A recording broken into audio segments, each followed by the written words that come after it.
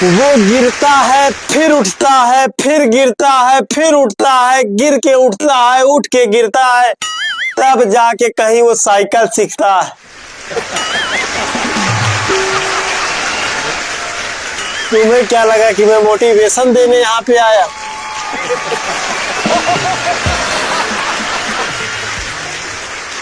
अरे मजाकिया शो है, यहाँ तो ऐसी बातें होंगी ना। आप लोगों को मैं एक बात और बता दूं, दुनिया में कभी भी अच्छे इंसान की तलाश में मत निकलना, क्योंकि मैं हमेशा रूम में रहता हूं। कुछ लोगों को ये बात समझ में नहीं आई होगी, घर पहुंचने के बाद समझ में आएगी। अरे लड़कों, तुम लोग धन्य मनाओ कि महाभारत और रामायण काल में नहीं पैदा हुए हो, नहीं तो जब स्वयंवर होता है ना, तो भरी सभा में लड़कियां रिजेक्ट करती, तब कितना गंदा फील होता।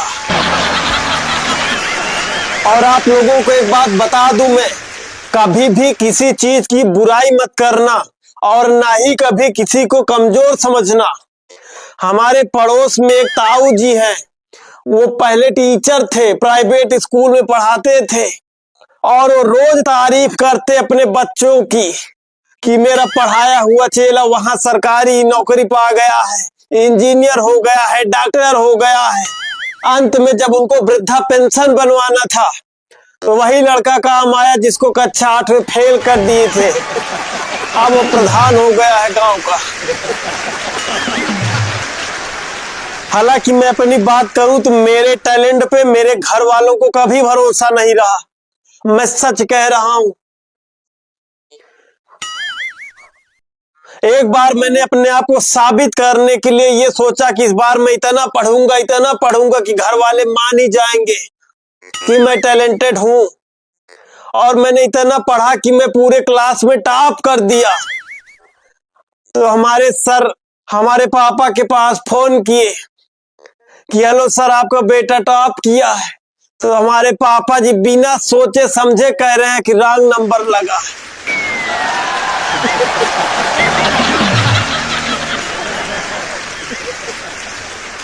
मतलब मुझसे इतना भरोसा उठ चुका है मेरे घर वालों का। लेकिन एक बात है कि मैं अपनी पोजीशन कभी कम नहीं होने देता था। डेली में घर में लात खाता था। हाँ, सच कह रहा हूं। लेकिन जब मैं स्कूल जाता था, हमारे दोस्त लोग पूछते थे कि भाई क्या खा के आए हो, तो बड़े शान से बताता था कि लेग पीस खा के आया।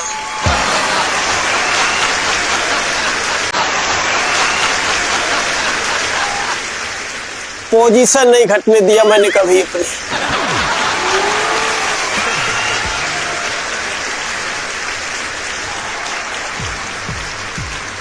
आजकल ये बॉटल स्कूल लेके जाने वाले बच्चे क्या समझ पाएंगे कि हम लोग पानी पीने के बहाने पूरे स्कूल का चक्कर लगा लेते थे।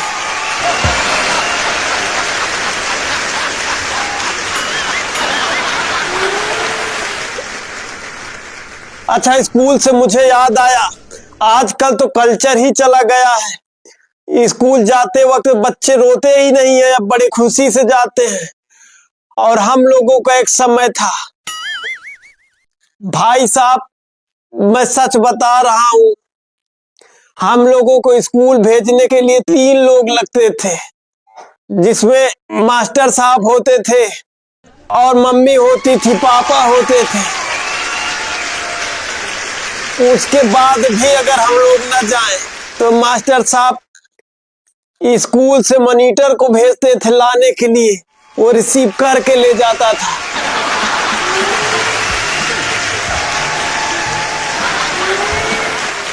लेकिन बच्चे तो बच्चे फिर भी कहीं न कहीं छिप जाते थे। सुबह छिपते थे और शाम को जब छुट्टी होती थी तब निकलते थे और बच्चों के साथ घर आते थे।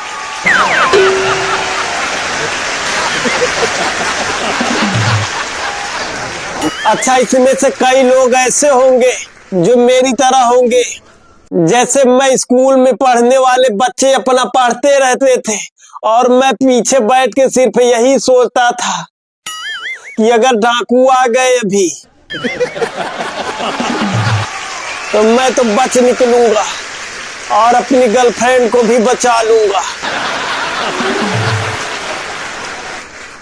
कभी कभी तो ये ख्याल आता था कि भूकंप आ जाएगा, भूकंप आ जाएगा तो सिर्फ 2 लोग बचेंगे, एक मैं और एक मेरी गर्लफ्रेंड।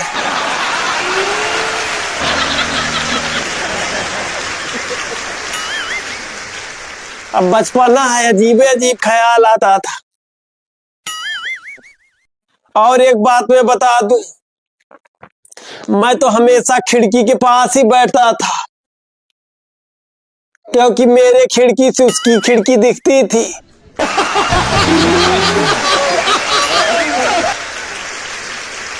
बड़े समझदार हो, समझ गए किसकी खिड़की दिखती थी।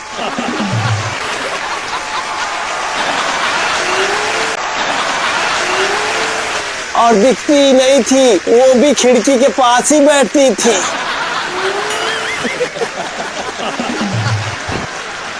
वो मुझको देखती, मैं उसको देखता, मैं उसको देखता, वो मुझको देखती।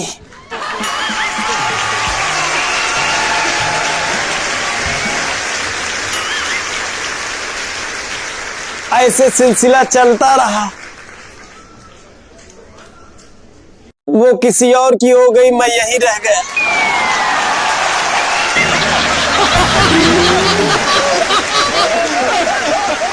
आजकल के स्कूलों में तो लैट्रिन बाथरूम बन गया है।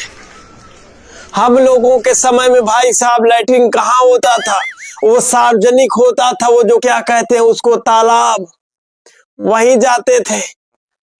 कुछ बच्चे तो वैसे थे कि उनका एक पीरियड फिक्स होता था जिस पीरियड में उनको लैट्रिन जाना होगा। जैसे कि मैथ का पीरियड हो गया, इंग्लिश का पीरियड हो गया, अब वो पूरा एक पीरियड वही निकलता था उनका। अच्छा भाई साहब, हमेशा अपने आप को ही नहीं सोचना चाहिए कि मैं सही हूँ, नेक्स्ट पर्सन गलत है। ये सरासर गलत है। कभी कभी हम भी गलत होते हैं, नेक्स्ट पर्सन सही होता है। एक बार का मैं वाकया बताऊं, अभी हाल ही में मैं बैंक जा रहा था तो एक सज्जन मुझको मिले। वो बोले कि लड़कियों के दिमाग कम होता है। मैं बोला यार नहीं, ऐसा नहीं है, क्योंकि मैं लड़कियों की बड़ी इज्जत करता हूं भाई। तो मैं उन सज्जन से लड़ गया। मैं बोला नहीं, लड़कियों को भी दिमाग होता है। वो बोले नहीं होता है। मेरी उनसे बहस हो गई। वो तो एक दादाजी से समझा लिए, नहीं तो हाथापाई हो जाती। अच्छा, दादाजी के समझाने से फिर मैं आगे गया, बैंक पहुंच गया। बैंक पहुंच गया तो एक महिला थी, पैसा निकालना था उसको। अब निकासी वाली पर्ची ली है, वो मेरे सामने खड़ी है लाइन में। अब जब कैशियर को देती है तो जहां राशि भरी जाती है वहां भरी है कुंभ।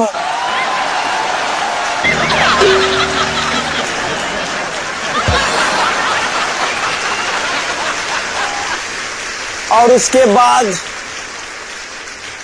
जो नगद कैश विवरण होता है उसमें भर के रखी है कि पति के साथ कुंभ मेला घूमने जाना है, कृपया 1000 रुपए निकाल दीजिए।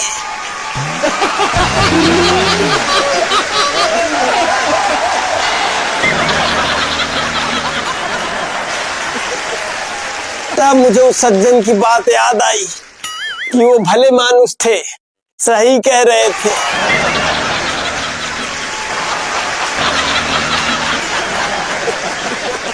तो कैसा लगा ये वीडियो? अगर अच्छा लगा हो तो कमेंट बॉक्स में कमेंट करके जरूर बताइएगा। अगर चैनल पे नए हैं तो चैनल को सब्सक्राइब कर लीजिएगा। मिलते हैं एक नए वीडियो में, तब तक के लिए जय।